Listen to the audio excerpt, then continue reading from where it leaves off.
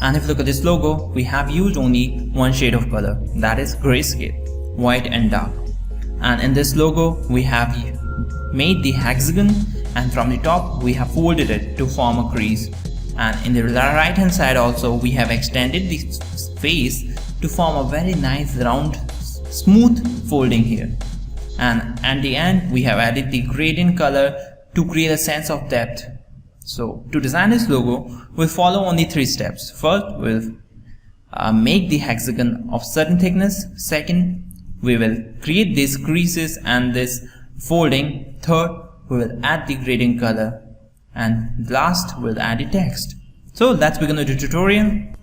So to create this, we'll use the polygon tool. So polygon tool, left click your mouse button. So here we got a polygon palette, and here we'll keep the side 6 and keep the radius around 90 points. Click OK. And here we got the polygon here. We have removed the fill color and we have added the stroke color white, and after that keep the stroke thickness around 40 and rotate this to certain angle like this with the shift pressed. This will, with the shift press, if you rotate, it will rotate the object by 45 degrees. So you can use that. The next thing is we will be creating this folding. So to create that, before that we will convert this into object form. So to convert this into object form, we'll go to object, expand. Right now our object is in stroke form because we are using the stroke thickness, so we want this to be converted into object, so we are using the expand to convert this into fill object. Now you can see that it's filled. Now the next thing is we'll create this crease. To create this crease, we will duplicate this with Alt Shift, just drag it up and place it here. Ensure that these points overlaps each other. Now again duplicate it one more time and place it in the center here. So you can see that like this. Now select everything, go to Pathfinder and just divide it, and after that right click, ungroup it. Now delete all the pieces which we don't need. So we will delete this, and will this. So we got this piece, this top one. Now we need this one, but we need an empty space here, so we don't need this. So we'll remove that using the line segment tool. So we'll draw the line segment from here, center till here, and go to object, path, divide object below, and this will divide the object which was below that line segment. So select this, delete it. So overall we have got the basic shape here. Now we'll remove all the pieces which you don't need. So like this, we can select this, delete it out, select this, delete. There are a few pieces which was left behind while we were dividing it, so we have to remove that. And after that, next thing, we will create this, but before that we'll just make this small pieces on one object. So we need this one piece, so select everything, combine it, select these pieces, combine it, and select these pieces, combine it. Now the next thing is we need to make this, so we'll do that. So we'll do it manually by using the right selection tool. Just click and drag it out till it matches here around like this. Now just do some little adjustment here. We'll just move a little bit upward and downward with the arrow keys like this. Okay, here we can keep like that. Now next we will use the convert anchor point tool and just drag it up. So here we need like this, and click on this here. In the same way we'll extend this out, this portion, because we need this one straight, so we'll just extend it up till here, and after that just extend it out and just click here.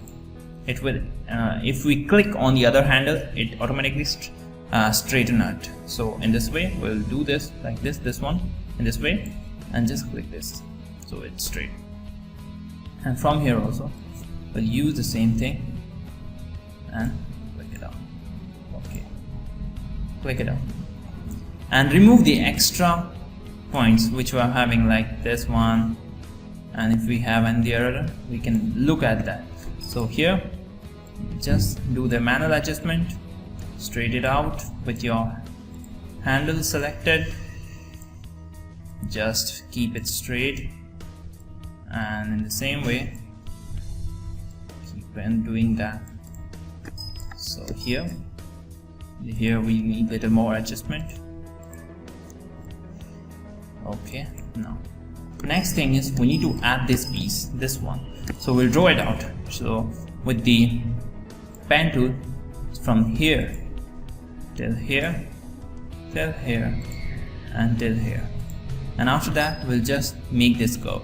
So with the direct anchor point tool, select and just drag in the same way we have done it earlier, and just click on this handle to straighten out. In the same way we'll just drag this out so that we can get the handle, and after that just small it down and adjust with the two handles here. Ensure that there's no gap in between them. If it's, you should just extend it out, and ensure that this is the point. We need our point to be attached here, so select the point and just place it there, and with the handle just fill the empty spaces. And now next thing, select these pieces, go to Pathfinder and just divide it and ungroup it, and just delete this piece which we don't need, and select the pieces and combine it to create one object. So here we got our object, and arrange this to back, this to bring it this to front, bring this to front. This will be good. So after that you can see that we have formed the overall shapes. Now the only thing we need is the gradient color, so fill this with the gradient color here with the RP tool. Now do little adjustment here, so we'll do that with the gradient tool. So select this piece, select the fill color, and with the gradient tool just extend it up. Make sure here's a little more darker here, so just keep that so that we can feel the shadow effect. Here we need lighter this side, so just click and just drag it up. This one with the gradient color, click and just drag it out. Here we need lighter and the darker, so we have to maintain that little darker.